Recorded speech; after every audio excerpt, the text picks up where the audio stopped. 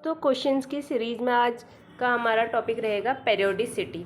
तो पेरियोडिसिटी के क्वेश्चंस देख लेते हैं। फर्स्ट क्वेश्चन है, arrange the following element in decreasing order of their third ionization energy. Third ionization energy किस किस की कंपेयर करनी है? Magnesium, silicon, phosphorus, sulphur and argon. देख लेते हैं। Magnesium, silicon, phosphorus, sulphur and argon. Third ionization energy, third ionization potential check करना है, ध्यान रखना है इस बात का। तो अगर मैं फर्स्ट आयनाइजेशन एनर्जी देखती तो उस टाइम हम क्या देखते हैं, इसका जो इलेक्ट्रॉनिक कॉन्फ़िगरेशन है, तो मैग्नीशियम का क्या रहता है 3s2, सिलिकॉन का होगा 3p2 क्योंकि कार्बन के नीचे है, फॉस्फोरस का होता है 3p3 नाइट्रोजन के नीचे है, और सल्फर का होता है 3p4 एंड आर्गन का होता है 3p6। ठीक है, इतना क्लियर है। लेकिन हमें फर्स्ट आयनाइजेशन एनर्जी चेक ही नहीं करनी है, हमें देखनी है थर्ड आयनाइजेशन एनर्जी। अगर मुझे थर्ड आयनाइजेशन एनर्जी चेक करनी है तो अब की बार मुझे क्या करना पड़ेगा, फर्स्ट से थर्ड में मूव कर रहे हैं तो यहाँ से दो दो इलेक्ट्रॉन ऑलरेडी निकाल लेने हैं, क्योंकि फर्स्ट आयनाइजेशन एनर्जी में एक निकला, सेकंड आयनाइजेशन एनर्जी में दूसरा निकला, और थर्ड में क्या होगा, जब थर्ड चेक करेंगे तो उससे पहले दो ऑलरेडी निकल चुके होंगे। ठीक है, तो यहाँ से क्या होगा, इस दौरान दो इलेक्ट्रॉन माइनस हो जाएंगे हमारे। तो अब चेक कर ले, 3s2 में से दो इलेक्ट्रॉन जाएंगे तो क्या बचेगा 2p6। ठीक है, थर्ड आयनाइजेशन एनर्जी हम इसके अकॉर्डिंग चेक करेंगे 2p6, और सिलिकॉन में यहाँ से 3p2 से दो इलेक्ट्रॉन निकल गए तो बचेगा 3s2,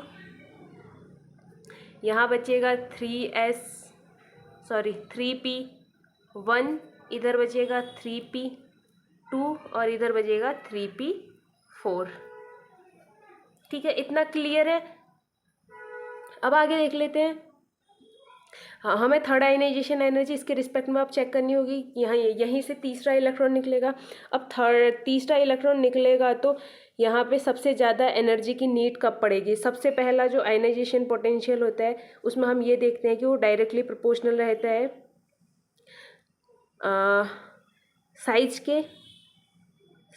साइज के क्या होता है, इन्वर्सली प्रोपोर्शनल होता है। यानी कि साइज अगर इंक्रीज करेगा तो आयनाइजेशन पोटेंशियल डिक्रीज करेगा। तो हम यहाँ पे देखेंगे कि जो थर्ड सेल वाले होंगे, क्योंकि उनका साइज बड़ा होगा, तो उनका आयनाइजेशन पोटेंशियल कंपैरेटिवली कम होगा सेकंड वाले से। क्यों? क्योंकि साइज बढ़ेगा तो आयनाइजेशन पोटेंशियल कम होगा। तो साइज ज़्यादा थर्ड सेल में है तो साइज बड़ा ही होगा ऑब्वियसली, और सेकंड सेल में है तो साइज छोटा होगा। तो इसका मतलब ये हमें यहाँ से पता चल गया कि सेकंड वाले का आयनाइजेशन जो पोटेंशियल है वो तो ज़्यादा ही रहने वाला है। इसका मतलब यहाँ से ये सेकेंड है तो इसका तो ज़्यादा ही रहेगा।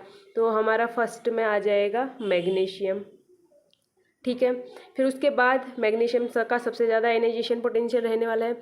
अब यहाँ पे हमें चेक करना है 3s, 3p1, 3p2, 3p4 में से। तो हमें पता है कि जो 3s2 है ये क्या है, फुली फिल्ड है। देखो सारे अब की बार 3 है, लेकिन यहाँ पे जो 3s2 है उसमें s में दो इलेक्ट्रॉन है, और यहाँ पे अगर बात की जाए तो 3p1 में p में सिर्फ एक इलेक्ट्रॉन है, तो ये फुली फिल्ड है। और ये इसके कंपैरिजन में 3p के कंपैरिजन में क्या रहेगा, ज़्यादा होगा। तो 3s2 का फुली फिल्ड होने की वजह से 3p1 से तो ज़्यादा रहने वाला है। इन दोनों को हमने कंपेयर कर लिया। अब अगर मैं इन दोनों को कंपेयर करूँ तो यहाँ पे जो p4 है, हमें पता है नंबर ऑफ़ इलेक्ट्रॉन बढ़ने के साथ साथ नंबर ऑफ़ प्रोटॉन भी बढ़ते हैं, और प्रोटॉन का उन इलेक्ट्रॉन के लिए जो अट्रैक्शन होता है वो भी बढ़ता है, और अट्रैक्शन बढ़ेगा तो ऑब्वियसली जो आयनाइजेशन पोटेंशियल है वो भी इंक्रीज होगा। तो यहाँ पे जो p4 है वो ज़्यादा है, तो इस केस में क्या होगा, 3p4 का 3p2 से ज़्यादा रहेगा। और 3p2 का 3s2 से ज़्यादा रहता है। 3s2 का फुल्ली फिल्ड होने के बावजूद भी, क्योंकि 3p2 में नंबर ऑफ़ इलेक्ट्रॉन ज़्यादा है, नंबर ऑफ़ प्रोटॉन भी ज़्यादा होंगे, और नंबर ऑफ़ प्रोटॉन ज़्यादा है तो वहाँ पे जो न्यूक्लियस का और जो आउटर मोस्ट इलेक्ट्रॉन है उन पर पकड़ अच्छी बनी रहेगी, अट्रैक्शन उनके प्रति ज़्यादा होगा। ठीक है, तो हमारा ये यहाँ पे क्या होगा, जो 3p4 है वो सबसे आगे रहेगा। 3p4 किसका है, ऑर्गन का। तो ऑर्गन सबसे आगे रहने वाला है। फिर उसके बाद हमारा है 3p2 का, 3p2 किसका है, सल्फ़र, फिर सल्फ़र रहेगा। फिर उसके बाद है 3s2, 3s2 हमारा सिलिकॉन का है तो सिलिकॉन रहेगा, और लास्ट में फॉस्फोरस रहेगा। इन दोनों में इसलिए है क्योंकि एक ही प्रोटॉन का डिफरेंस है और ये फुली फिल्ड है, तो फुली फिल्ड और हाफ फिल्ड जो है कंपैरेटिवली उनका जो आयनाइजेशन पोटेंशियल है ज़्यादा है, क्योंकि फुली फिल्ड या हाफ फिल्ड जो कॉन्फ़िगरेशन है वो स्टेबल माने जाते हैं, और इस केस में ये यहाँ से इलेक्ट्रॉन ईजिली निकलना पसंद नहीं करता है, तो एनर्जी की नीड ज़्यादा पड़ती है इस इलेक्ट्रॉन को निकालने के लिए। क्यों? क्योंकि आयनाइजेशन पोटेंशियल क्या होता है, जो गैसियस एटम है उस गैसियस एटम में से हमें इलेक्ट्रॉन निकालने के लिए एक इलेक्ट्रॉन निकालने के लिए कितनी एनर्जी की नीड होती है, वही आयनाइजेशन पोटेंशियल है। ठीक है, तो ये हमारा क्या होगा आंसर।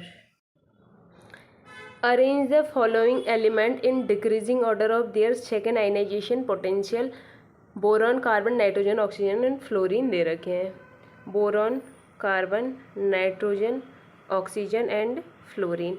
क्या करना है हमें, इनका जो सेकेंड आयनाइजेशन पोटेंशियल है, आयनाइजेशन एनर्जी है, उसका इंक्रीजिंग ऑर्डर देखना है। तो आयनाइजेशन पोटेंशियल की बात करूँ, पहला जब हम चेक करेंगे तो इसका इलेक्ट्रॉनिक कॉन्फ़िगरेशन लिख लेते हैं। ये P1 है, 2p1, 2p2, 2p3, 2p4 and 2p5। अब हमें फर्स्ट तो चेक नहीं करनी है, हमें सेकंड चेक करनी है। तो सेकंड कब बनेगी, सेकंड IP तब बनेगी जब यहाँ से एक इलेक्ट्रॉन निकल जाएगा, तो ये हो जाएगा 2s1, इधर 2s2 ही होगा क्योंकि एक ही इलेक्ट्रॉन निकल रहा है। 2s2, इधर 2p1, ये हो जाएगा आपका 2p2, 2p3 एंड 2p5। अब हमें पता है 2 वाले हैं, तो सबसे ये देख लेंगे कि नंबर ऑफ़ प्रोटॉन कहाँ जाता है। तो इधर की तरफ क्या हो रहा है, इधर की तरफ नंबर ऑफ़ प्रोटॉन इंक्रीज़ हो रहे हैं, तो जो जेड इफेक्टिव है वो भी इंक्रीज़ होगा, इसका मतलब आयनाइजेशन पोटेंशियल भी इंक्रीज़ होगा। तो 2p5 का तो सबसे ज़्यादा होगा। फिर उसके बाद 2p3 का रहने वाला है।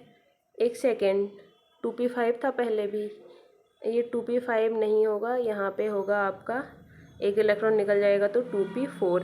अब हमें पता है 2p4 और 3 को कंपेयर करें तो जो 2p3 होता है ये हाफ फिल्ड होता है, हाफ फिल्ड होने की वजह से इसका आयनाइजेशन पोटेंशियल ज़्यादा हो जाएगा। तो 2p3 वाला जो है सबसे ज़्यादा होगा, यानी कि कौन है 2p3 में हमारा ऑक्सीजन सबसे ज़्यादा होगा।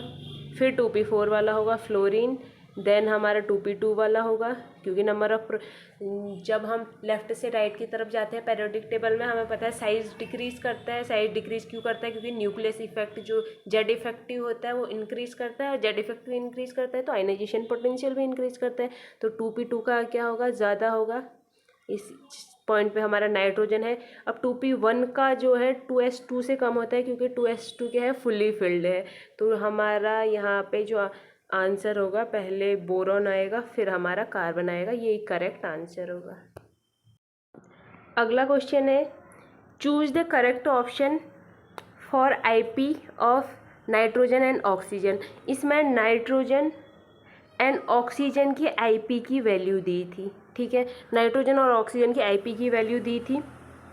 अब यहाँ पे ध्यान ये रखना कि ऐसे क्वेश्चंस में हम कभी ये सोचते हैं कि जो वैल्यूज़ है, वैल्यूज़ तो हमें आती नहीं है, कहने का मतलब है करेक्ट वैल्यू तो हमें पता नहीं होती है। हम हर किसी एटम के, हर किसी एलिमेंट के आयनाइजेशन पोटेंशियल की वैल्यू तो याद कर नहीं सकते हैं, लेकिन ये जो क्वेश्चन होते हैं ये इजी होते हैं। इजी इस वे में होते हैं ऑप्शन देख के। जब ऑप्शन आप चेक करोगे तो उन ऑप्शन में सिर्फ एक ही ऑप्शन ऐसा मिलेगा जिसमें नाइट्रोजन की जो आयनाइजेशन पोटेंशियल है वो ऑक्सीजन से ज़्यादा है, और बाकी आप 3 ऑप्शंस में देखेंगे कि जो ऑक्सीजन का आयनाइजेशन पोटेंशियल है वो नाइट्रोजन से कम है। ठीक है, तो यहाँ पे हम कौन सा ऑप्शन चूज़ करेंगे, हम ऐसा ऑप्शन चूज़ करेंगे जिसमें हमें नाइट्रोजन का जो आयनाइजेशन पोटेंशियल है वो ज़्यादा दिया हो और ऑक्सीजन का आयनाइजेशन पोटेंशियल कम दिया हो। ऐसा क्यों, क्योंकि हमें पता है कि जो नाइट्रोजन है उसमें हाफ फिल्ड इलेक्ट्रॉनिक कॉन्फ़िगरेशन होता है,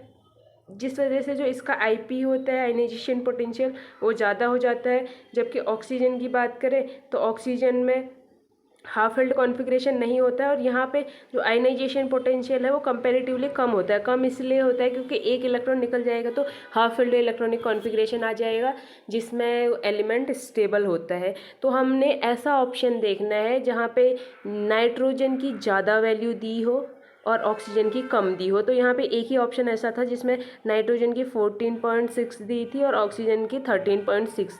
बाकी ऐसे ऑप्शन थे जिनमें ऑक्सीजन की जैसे 15.2 दी है, तो हमें जो नाइट्रोजन है उसकी कम मिलेगी, इससे 14.6 इस तरीके से मिलेगी। तो यहाँ पे ऑप्शंस देख लेने हैं, जो ऑप्शन इस तरीके से होगा जिसमें नाइट्रोजन की ऑक्सीजन से ज़्यादा होगी तो वही हमारा आंसर होगा। अगला क्वेश्चन दिया है, which of the following process is endothermic. इनमें से एंडोथर्मिक प्रोसेस कौन सी होगी? ऑप्शन आपको दिख रहे हैं। एक में O- चेंज हुआ है ऑक्सीजन में, ऑक्सीजन माइनस चेंज हुआ है ऑक्सीजन में, इसको देख लेते हैं। फिर दूसरा है ऑक्सीजन माइनस चेंज हुआ है ऑक्सीजन 2- में, और थर्ड है ऑक्सीजन चेंज हुआ है ऑक्सीजन 2- में। ठीक है, अब यहाँ पे अगर मैं बात करूँ ऑक्सीजन, जब ऑक्सीजन माइनस में चेंज होगा तो हम एक इलेक्ट्रॉन एफिनिटी का कॉन्सेप्ट पढ़ते हैं जो ये कहता है कि जब कोई एलिमेंट एक इलेक्ट्रॉन को एक्सेप्ट करता है, उस इलेक्ट्रॉन को एक्सेप्ट करने के दौरान क्योंकि प्रोटॉन और जो इलेक्ट्रॉन है उसमें अट्रैक्शन होता है, और प्रोटॉन और इलेक्ट्रॉन में जब भी अट्रैक्शन होता है तो अट्रैक्शन के दौरान एनर्जी रिलीज़ होती है। तो यहाँ पे क्या होगी? एनर्जी रिलीज़ होगी। एनर्जी रिलीज़ होगी, इसका मतलब ये प्रोसेस कैसी होगी? ये प्रोसेस होगी एक्सोथर्मिक। ठीक है, अब अगर ये प्रोसेस एक्सोथर्मिक है यानी कि ऑक्सीजन नेगेटिव में चेंज होगा तो ये एक्सोथर्मिक है, तो इसकी जो अपोजिट प्रोसेस होगी यानी कि जब ऑक्सीजन माइनस ऑक्सीजन में चेंज होगा तो वो प्रोसेस कैसी होगी? एंडोथर्मिक। तो यहाँ पे यही तो हो रहा है, ऑक्सीजन माइनस किस में चेंज हो रहा है? ऑक्सीजन एलिमेंट में, तो ये होगी आपकी एंडोथर्मिक। ठीक है, एंडोथर्मिक क्यों होगी? क्योंकि इसकी अपोजिट प्रोसेस हो रही है, और हमें पता है इलेक्ट्रॉन एफिनिटी का कॉन्सेप्ट क्या कहता है। अब दूसरा है O- O2- में चेंज हो रहा है। अब यहाँ पे क्या होता है, हमें पता है कि जब ऑक्सीजन माइनस में चेंज होगा तो फर्स्ट इलेक्ट्रॉन एफिनिटी का केस होता है। फर्स्ट इलेक्ट्रॉन एफिनिटी का जो केस होता है वो हमेशा क्या होता है? एक्सोथर्मिक होती है ये एनर्जी।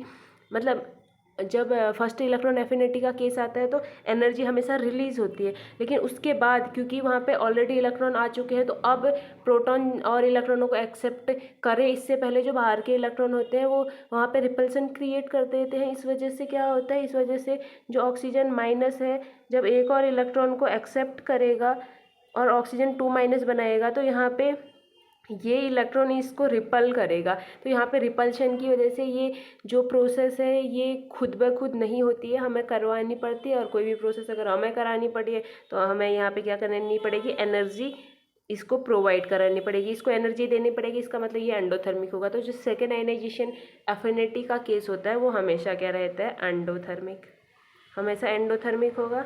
ठीक है, तो हमेशा अगर एंडोथर्मिक होगा तो यहाँ पे जो हमारा आंसर है इसके केस में ये भी क्या रहेगा? एंडोथर्मिक। ये फर्स्ट एफिनिटी का केस अगर होता तो एक्सोथर्मिक हम इसको कहते, लेकिन ये सेकेंड एफिनिटी का केस है। अब यहाँ पे देखो, यहाँ पे जो ऑक्सीजन है ऑक्सीजन 2- में चेंज हो रहा है, तो अब हम कहते हैं ऑक्सीजन, अब जब ऑक्सीजन माइनस में चेंज होता है तो एनर्जी रिलीज होती है यानी कि एक्सोथर्मिक होती है। लेकिन जब ऑक्सीजन माइनस ऑक्सीजन 2- में चेंज होता है तो एनर्जी हमें देनी पड़ती है, यानी कि इसको हमें एनर्जी देनी पड़ेगी। ठीक है, तो यहाँ पे तो एक्सोथर्मिक मतलब जब एक इलेक्ट्रॉन को एक्सेप्ट करेगा तो कुछ मतलब बहुत कम अमाउंट में एनर्जी निकलती है, लेकिन जब हमें एक ऑक्सीजन माइनस में एक और इलेक्ट्रॉन ऐड कराना पड़ता है तो इस टाइम हमें बहुत ज़्यादा एनर्जी देनी पड़ती है। तो यहाँ पे जो रिलीज एनर्जी थी उसका जो अमाउंट होता है इसका अमाउंट कम होता है, जबकि यहाँ पर जो हमें एनर्जी देनी पड़ती है इसका अमाउंट ज़्यादा होता है। ओवरऑल क्या हुई? निकलने वाली एनर्जी कम थी और जो हमें एनर्जी देनी पड़ी वो एनर्जी ज़्यादा थी। तो ओवरऑल क्या किया हमने? इन दोनों रिएक्शंस के दौरान ओवरऑल हमने एनर्जी दी, यानी कि ये क्या होगा? एंडोथर्मिक होगा। ओवरऑल ये एंडोथर्मिक देखने को मिलेगा। तो जो हमारा आंसर होगा वो इसके लिए भी क्या होगा? एंडोथर्मिक होगा। तो यहाँ पे जो तीनों रिएक्शन है तीनों की तीनों एंडोथर्मिक है, और हमसे एंडोथर्मिक ही पूछा था, इसका मतलब तीनों करेक्ट होंगी। अगला क्वेश्चन है arrange the following element in decreasing order of electron gain enthalpy.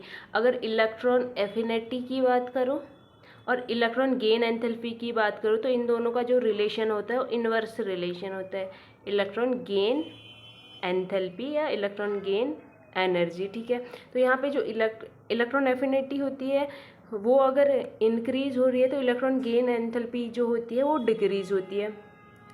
इसका रीज़न ये होता है कि ये जब एनर्जी रिलीज़ होती है तो जो एनर्जी होती है हम यहाँ पे कहते हैं कि ये पॉजिटिव इलेक्ट्रॉन एफिनिटी आ रही है, जबकि एनर्जी रिलीज़ होने को ये इलेक्ट्रॉन गेन एंथैल्पी के टर्म में नेगेटिव कहा जाता है।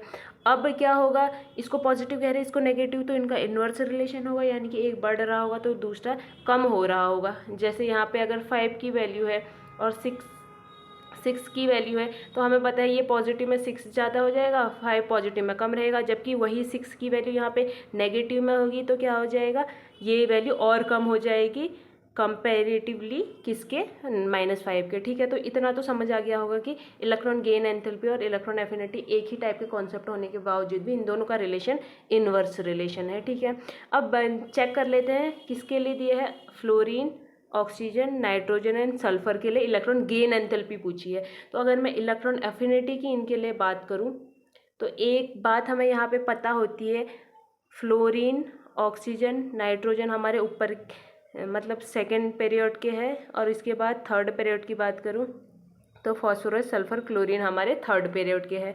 अब हमें पता है कि जो इलेक्ट्रॉन एफिनिटी होती है वो थर्ड पीरियड की ज़्यादा होती है in comparison to second period. क्यों? क्योंकि जो थर्ड पीरियड के एलिमेंट होते हैं इनके पास वेकेंट साइड प्रेजेंट रहती है। तो यहाँ पे क्या होगा, क्लोरीन की फ्लोरीन से ज़्यादा होगी, उसके बाद सल्फ़र की होगी, फिर सल्फ़र की ज़्यादा होगी ऑक्सीजन से, देन फास्फोरस की होगी, फिर नाइट्रोजन की होगी फास्फोरस से भी ज़्यादा। ठीक है, तो इलेक्ट्रॉन एफिनिटी का अगर ऑर्डर देखें तो इलेक्ट्रॉन एफिनिटी का ऑर्डर रहने वाला है हमारा यहाँ पे जो देखो क्लोरीन तो दिया नहीं है, फ्लोरीन दिया है, फ्लोरीन, फिर सल्फ़र दिया है, सल्फ़र, ऑक्सीजन एंड नाइट्रोजन। अब जो इलेक्ट्रॉन गेन एंथैल्पी है वो तो इसका अपोजिट है, तो इलेक्ट्रॉन गेन एंथैल्पी का बिल्कुल अपोजिट हो जाएगा nitrogen, oxygen, sulphur and fluorine. इस टाइप के क्वेश्चंस को ध्यान से देखना, क्योंकि हम इलेक्ट्रॉन एफिनिटी और इलेक्ट्रॉन गेन एंथैल्पी को एक ही टाइप का कॉन्सेप्ट समझ के कई बारी गलतियाँ कर जाते हैं। ठीक है, तो यहाँ पे ध्यान देना, यही हमारा करेक्ट आंसर होगा। अगला क्वेश्चन है which of the following electronic configuration have maximum difference between IP third and IP fourth. IP third and IP fourth के बीच में कौन सा इलेक्ट्रॉनिक कॉन्फ़िगरेशन होगा जिसमें सबसे ज़्यादा डिफरेंस देखने को मिलेगा IP third and IP fourth के बीच में। ऐसा तब होता है, ये जो डिफरेंस है IP का वो मैक्सिमम तब आता है जब यहाँ पर जो एक इलेक्ट्रॉनिक कॉन्फ़िगरेशन यानी कि जब फोर्थ वाले में जाएगा तो जब फोर्थ इलेक्ट्रॉन जाएगा जब फोर्थ इलेक्ट्रॉन जाएगा तो उस टाइम हमें एनर्जी की बहुत ज़्यादा नीड होगी। और जब थर्ड इलेक्ट्रॉन जाएगा, देखो जब 3 इलेक्ट्रॉन जाएंगे तो तीसरा इलेक्ट्रॉन जाते टाइम हमें एनर्जी की कम नीड होगी, और जब चौथा इलेक्ट्रॉन जाएगा तो उस टाइम हमें एनर्जी की बहुत ज़्यादा नीड होगी। तो ऐसा डिफरेंस, ये जो है डिफरेंस मैक्सिमम तभी आएगा जब ऐसा रिलेशन होगा। ठीक है, तो यहाँ पे एक इलेक्ट्रॉनिक कॉन्फ़िगरेशन ऑप्शन में था जिससे आप इजीली समझ लेंगे क्वेश्चन को।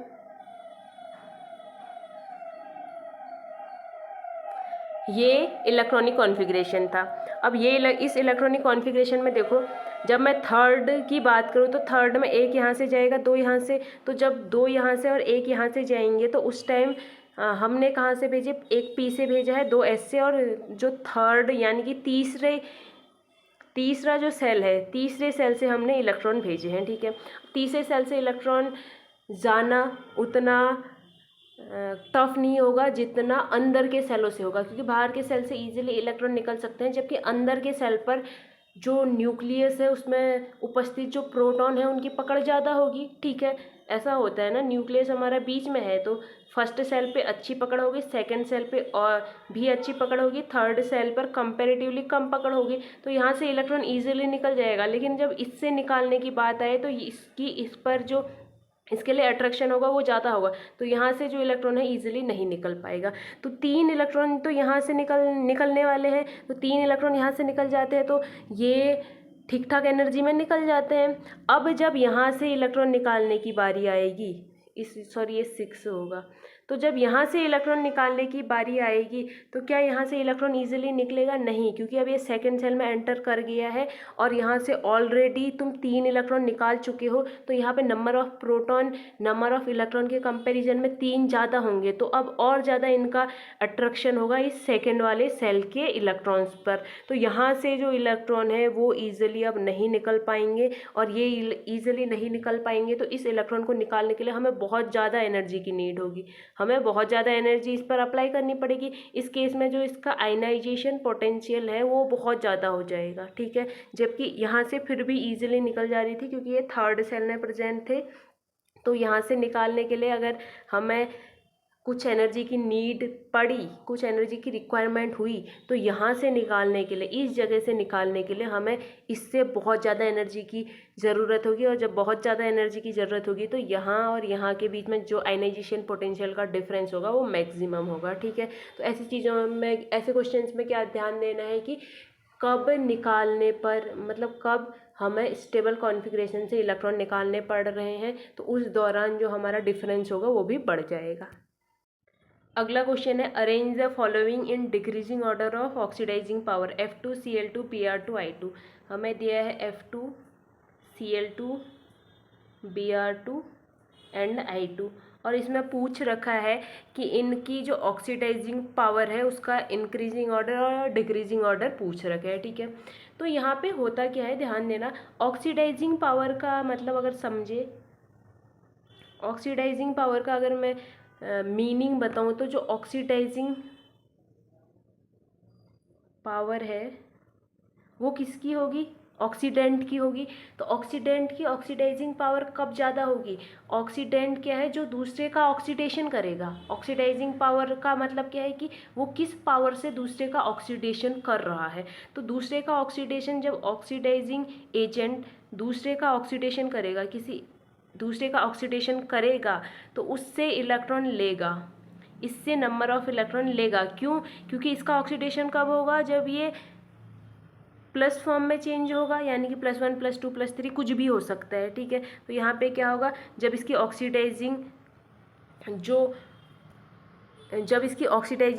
ऑक्सीडाइजिंग स्टेट इंक्रीज होगी, ऑक्सीडेशन स्टेट बढ़ेगी, इसका ऑक्सीडेशन नंबर इंक्रीज होगा, यानी कि पॉजिटिव में इंक्रीज होगा, तो हम क्या कहेंगे, इसका ऑक्सीडेशन हुआ है। तो ये पॉजिटिव में कब जाएगा? जब ये इलेक्ट्रॉन देगा ऑक्सीडाइजिंग एजेंट को।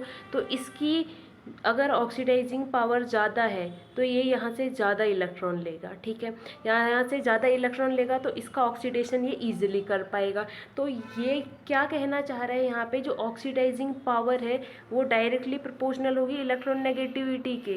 क्यों? क्योंकि ये इस ऑक्सीडाइजिंग एजेंट इससे इलेक्ट्रॉन कब ले पाएगा? जब इसकी इलेक्ट्रॉन को जो अपनी साइड पुल करने की जो टेंडेंसी होती है वो बहुत ज़्यादा हो, तो अगर अपनी साइड को वो इलेक्ट्रॉन को खींचेगा, अपनी साइड अट्रैक्ट करेगा, तो इस केस में क्या होगा, वो ईजिली दूसरे का ऑक्सीडेशन कर पाएगा।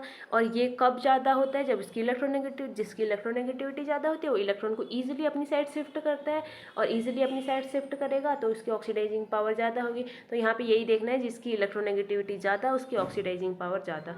तो यहाँ पर ऑक्सीडाइजिंग पावर का अगर ऑर्डर देखें तो फ्लोरीन की सबसे ज़्यादा होती है, फिर क्लोरीन की होती है, फिर ब्रोमीन की होती है, फिर आयोडीन की होती है। यही आंसर रहेगा।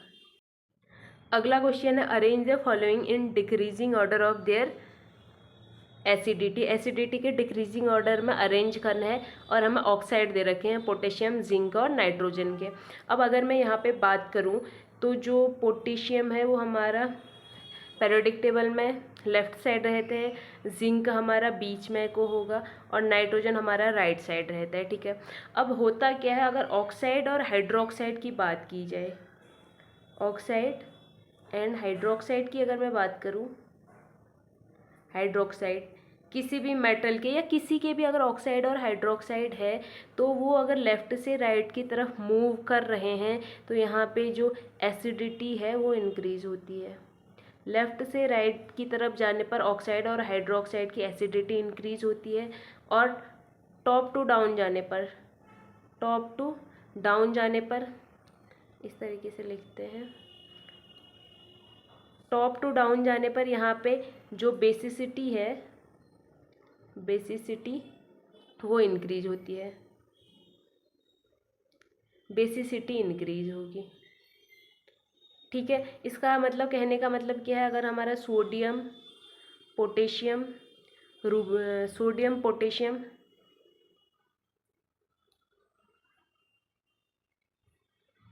रुबिडियम सीजियम फ्रांसियम अगर ये है तो हम क्या करेंगे, ऊपर से अगर NaO है, KO है और RbO है, ये 2 और 2 होगा। ठीक है, तो हम क्या कहेंगे, इधर नीचे की तरफ जाने पर अच्छा बेस होगा, ऊपर की तरफ जाने पर हल्का बेस होगा या एसिड में जाएगा। ठीक है, लेकिन अगर लेफ़्ट से राइट की तरफ बात आए तो इधर की तरफ एसिडिटी बढ़ेगी।